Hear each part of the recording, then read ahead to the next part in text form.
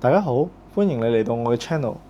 今日咧，我都想同大家分享一個幾有趣嘅話題嘅，就係點解 Elon Musk 學咩都學得咁快呢？呢個人咧，簡直係學習界入面開外掛嘅存在嚟。佢由 software 去到太空科技，由電動車去到人工智能，佢都玩得非常之咁出色。你可能會諗，佢天才嚟噶嘛？但係事實係，佢有一套非常之 systematic 嘅方法嘅。我今日會分享佢6個核心嘅學習策略，加埋其他企業嘅成功例子，幫你去建立你嘅知識帝國。如果你想提高你嘅學習效率嘅話，就記得訂閱同埋撳埋個 like 啦。首先咧，海量嘅閱讀就會成就一個讀書狂噶。講下 Elon Musk 嘅閱讀量有幾誇張先啦。佢講過，書本係首先撫養佢長大成人嘅，之後先係佢嘅父母。Elon Musk 細個嘅時候其實都幾孤僻嘅，咁書本咧就係佢對抗寂寞嘅一個武器嚟嘅。一年730本書。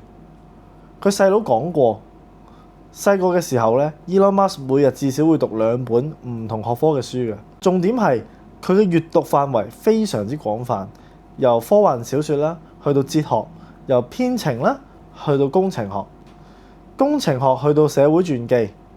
呢種 cross-disciplinary 嘅 reading 咧，係佢成功嘅關鍵嚟嘅。呢度有個重點嘅，就係 Elon Musk 認為咧，自學嘅速度要比你普通上堂快得多嘅。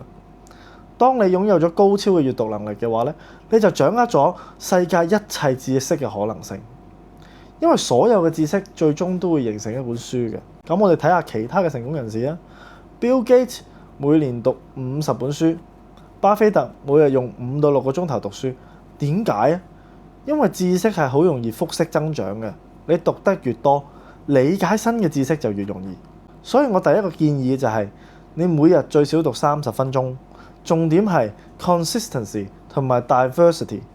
記住，唔好淨係讀你熟悉嘅區域，你要讀一啲持續咁樣讀一啲多樣化嘅一啲書籍，要主動咁去走出你嘅 comfort zone。第二個部分咧，主動學習同埋被動學習係有分別嘅。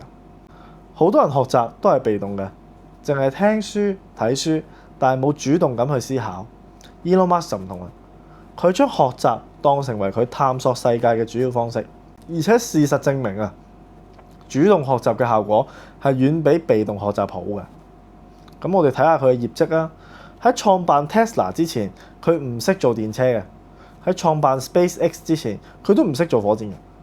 但係佢帶住明確嘅目標去學，為咗做 SpaceX，佢喺矽谷搬到洛杉磯，請咗 NASA 嘅科學家做顧問，自學咗大量火箭科學嘅書。即使佢冇讀過專業嘅航天教育，但係佢最終都成為咗一個合格嘅火箭工程師啊！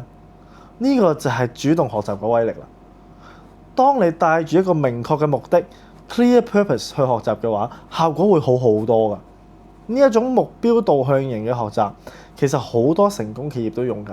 重點唔係你而家識啲咩，而係你願意為咗達成目標去學啲乜嘢。有一個實用嘅 tips 嘅，喺學任何嘢之前，你都可以問自己2個問題：我點解要學呢樣嘢呢？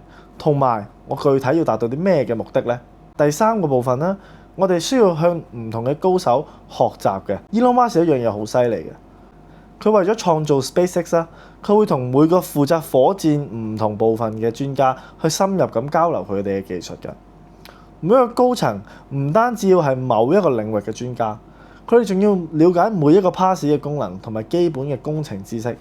佢會不斷咁問到佢掌握對方90% 嘅知識。等你發現佢偷師嘅時候，佢已經學識咗啦。呢個就係向高手學嘅精髓，唔係淨係聽，而係要深度交流，不斷問，不斷去溝通。呢個策略 Netflix 都有用緊嘅。當佢開始進軍原創內容嘅時候咧，係親自咁去問咗好多唔同嘅電影節啦，同大量嘅導演、製片人、編劇去做一個深度嘅交流嘅。佢更加關心嘅係了解成個電影製作嘅生態系統。呢一種由創意開發去到預算管理，再到選角，再到後期製作，呢一種嘅深度學習 ，Netflix 先可以咁快建立起自己嘅內容帝國。講開又講，下次都可以講下呢啲企業嘅成功秘訣，同埋佢哋嘅零規則。Elon Musk 始終都會同最優秀嘅人合作。喺入面咧，佢就會吸取唔同嘅經驗。喺高手過招嘅過程入面咧，佢好快就掌握咗佢需要學習嘅領域嘅所有嘢。你可以向唔同嘅領域嘅人咧去學習同埋問問題嘅，盡量去參加多啲唔同嘅專業嘅分享會啦。如果有機會發問嘅時候咧，盡量去提前準備問一啲專業嘅問題，而唔係借鑑 Google 俾你嘅答案。第四樣嘢啦，Elon Musk 都好擅長拆解思維，化繁為簡嘅。Elon Musk 解決問題嘅核心武器就係拆解思維 （analytic thinking）。佢會將複雜嘅問題拆解做簡單嘅部分，然之後一個一個咁去解決。舉個好經典嘅例子啦，喺做 Tesla 嘅時候，電池嘅成本係非常之高嘅，行業普遍認為每個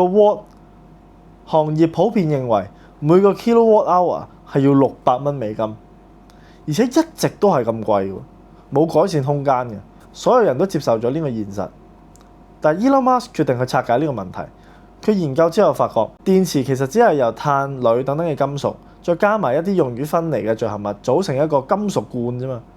咁如果我直接去買呢啲原材料，然之後自己裝嘅，佢成本可以大幅咁下降。結果就係佢成功將成本由$600跌到去$80，呢個就係拆解思維嘅威力。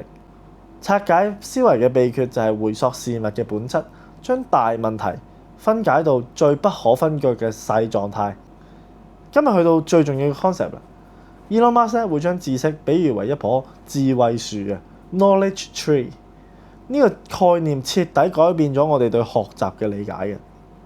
佢就會話啦，喺學任何知識之前，首先你要理解佢嘅基本原則 basic principle， 即係佢嘅樹幹同埋主要嘅樹枝啦。然之後再深入到 detail， 即係佢嘅樹葉。如果一個冇堅實樹幹同埋樹枝，樹葉係放唔到㗎。就因為我哋右腦嘅圖像識別同埋記憶速度係左腦對文字識別嘅100萬倍。知識樹同埋 mind map 本質上面就係令到個腦更加容易處理 visual information 嘅視覺信息嘅啫。孤立嘅知識點好難去記㗎，記憶嘅過程咧痛苦而且非常之容易忘記。但係如果你將新嘅知識擺入去一個同樣嘅 knowledge system 入面，梳理成為樹嘅結構，你就可以得到清楚明白自己核心知識嘅掌握程度，亦都清楚知道每一個 detail 喺整個系統入面嘅位置同埋重要性。你亦都可以快速咁識別新嘅知識差距，同埋更加容易將新嘅知識咧連接去現有嘅框架入面。知識樹咧呢個思維仲有一個好處嘅喎，就係將你學新嘅知識嘅時候，你可以快速判斷佢係屬於邊一個類別，應該放喺樹嘅邊個位置。呢樣嘢大大加快咗咧你喺學習同埋保留記憶嘅速度嘅。咁至於實踐嘅步驟應該係點樣呢？首先，你喺學新嘅領域嘅時候，你先揾3到5個 core principle 你嘅樹幹啦，然之後識別每一個 core principle 下面嘅 main category， 即係主要嘅樹枝啦。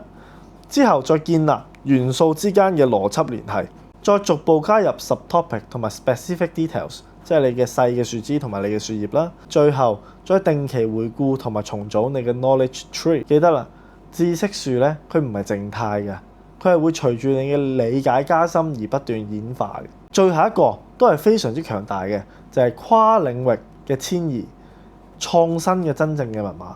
呢個係 Elon Musk 能夠喺多個唔同嘅領域入面取得成功嘅真正原因嚟。佢話其實好多創新嘅發明都係跨學科融合嘅成果。佢唔將知識面局限喺某個領域，無論係工程、商界、技術、marketing，甚至係 psychology 心理學，對佢嚟講都唔係一個問題嚟嘅。Transfer learning 嘅核心就係將一個領域學到嘅 knowledge 知識同埋 skill 技巧應用去另一個領域。當你嘅知識面非常之廣泛嘅時候，咁你就有好強大嘅遷移應用能力啦。佢有一個獨特嘅2步法嘅。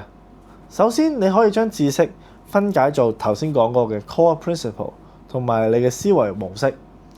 喺事件 A 抽取一個通用嘅模組，之後再重新建構新領域嘅基本原則，將呢啲模式結合新嘅情況進行一個變形。例如啦，企業管理咧，其實好多原則稍微改少少咧，就可以應用喺育兒、team building，甚至係個人發展入面嘅。關鍵就係創新好多時都會發生喺唔同學科嘅交叉點嘅，你感知創意潛力就會越大。最具突破性嘅想法，通常就係將唔同睇落去完全唔關係嘅概念 combine 埋一齊嘅。咁等我哋而家回顧一下頭先我哋講到 Elon Musk 學習嘅6個重點啦。第一，你必須要去建立好廣泛嘅知識庫啦，亦即係讀好多唔同嘅書啦。